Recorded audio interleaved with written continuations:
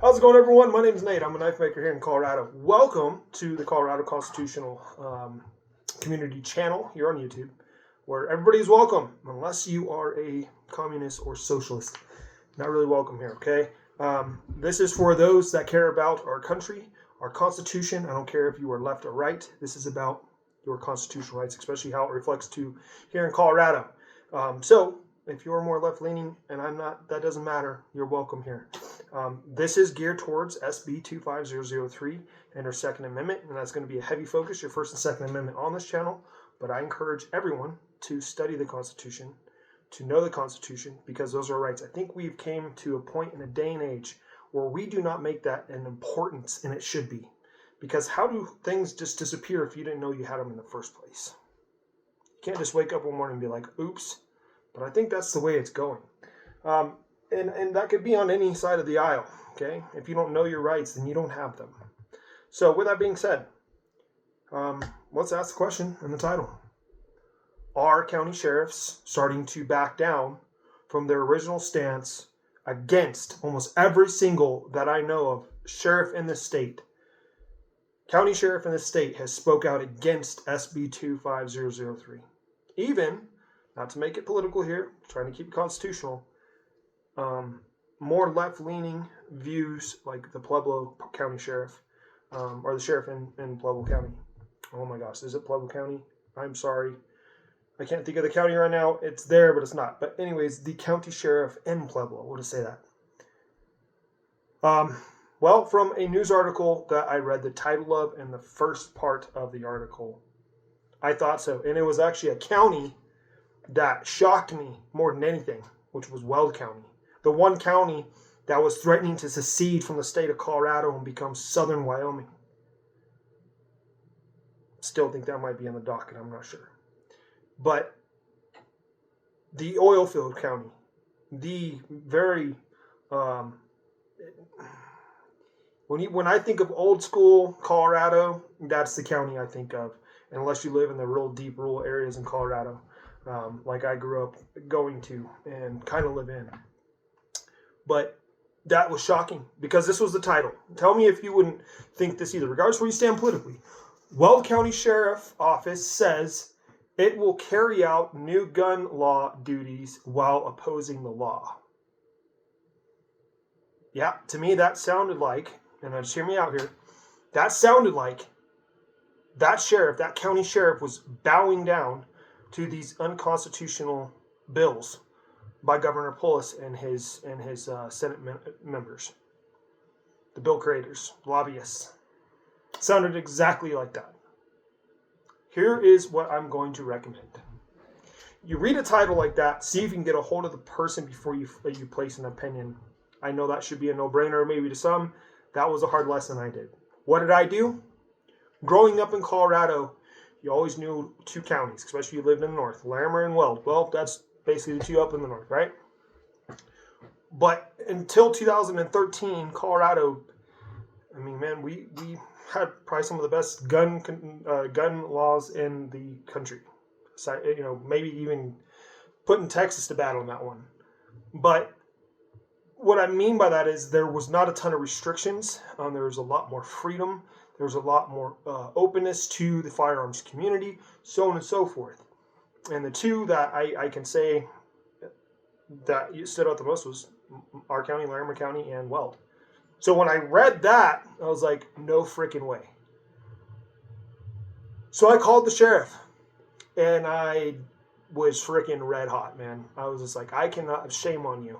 Shame on you for bowing your knee. Exactly my words. About an hour later, I get a call back.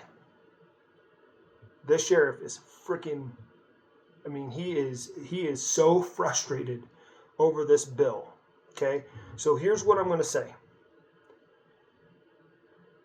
He's very constitutional. One person even, I've been following a thread with his statements on a radio show and the actual original statement. And one person said, I wish that the sheriff was not opinionated because he is an elected official. And one person said, even when it comes to the Constitution and I replied, like, no, especially the Constitution. He's an elected official that swears an oath to not only uphold, but is bound to the United States Constitution, and that is obligation of duty. So yeah, he's going to speak out on something that's unconstitutional, as he should, or have question about something if it is constitutional, because that's his duties first, is to uphold and defend the Constitution for his constituents, for his community, to be that protector of that. So when the Senate board members asked the one sheriff, you must think you're the protector of the Second Amendment, you're freaking right. They are. They do it a lot better than keeping their oath than you do, Senate board. Obviously, you forgot that, but that's a story for another time. Anyway, so we argued back and forth for a little bit, and then we cooled heads, and I said, look, man, I'm frustrated about this. This bill scares me. This is completely a blatant move against the Second Amendment, and he agrees, okay? You don't have to quote me on that. I'm not going to hold him to the fire for that, but if you go and listen to his meeting with the BOCC members of his county, they're all on the same page. This bill sucks, exactly their words. They don't understand how this is constitutional and how they see that this is protecting the Second Amendment when it is delayed and or a fee and license in order for people to exercise that. That should be a red flag to everybody. So I'm just going to tell you this right now. If you have a question, and I'm hoping Larimer County will make a statement. I might call them next week myself and ask them where they stand for an official statement or to put one out, as you all should do, because I think that's also going to solidify what our county sheriffs across the whole state have been doing. They have been fighting against this in the hearings and at Polis' office themselves in person multiple times. That is the truth of it. But it's Polis and the Senate board members that wrote this bill, that are backing this bill, are not listening. They're too damn busy playing games on their phones. They're listening to the people. And they forget who pays their freaking salary and who hired them and who they serve. But anyways, guys, I'm also writing in my local paper here. They want more of a conservative view on things, and I'm talking about this bill, but I'm not making it a conservative issue. I'm making it an American we the people issue because, again, the Second Amendment is for we the people. And there's a part in there I want to share. If you don't get to read the article, it's in the Eagle Trail Gazette. Estes Park Trail. Yep, Estes Park Trail. I'm going to be one of the writers in there. Not in the opinion side anymore, but it's a 3-part. The first part, I talk about do gun bills work? And I want to end with this because I don't want to go over 10 minutes here. We cannot say that gun laws prevent anything because preventing means stopping. You could say it slows it down, but it's not stopping. And if gun control bills worked, why are firearms still used in these crimes during the federal assault weapons ban? If it worked so well, why did it not work? Why did Columbine happen during that period of time? I remember that as a kid. So here's what I say to that. 2 statements here. Laws do not prevent evil actions and criminal actions. They only attach consequences to the offender. Next to that is people keep on saying that the Constitution is not or the Second Amendment, not the Constitution, but the Second Amendment is not absolute. I asked you this question, and I asked you to chew on this, exactly what I asked them there. And I thank God that this question came in mind and in my heart. If a declaration of rights that were given to the people ends with shall not be infringed, how could it mean anything else besides absolute?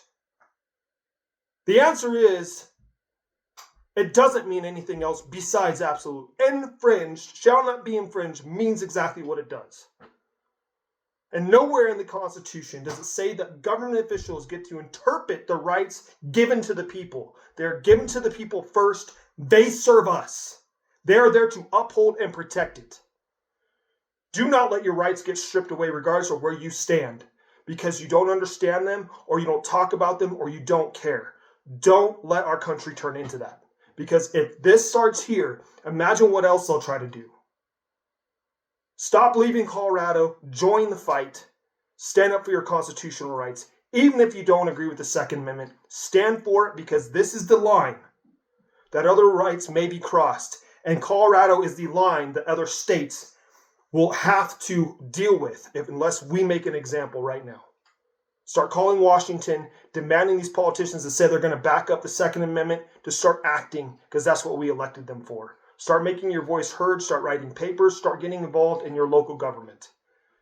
God bless. We'll talk soon. And remember, I'm willing to rewrite the entire Constitution, throw it out completely, and get rid of the Second Amendment. Once there's no more corruption in politics, law enforcement, military, or crime in the streets. Until that day, I will keep and bear arms, period.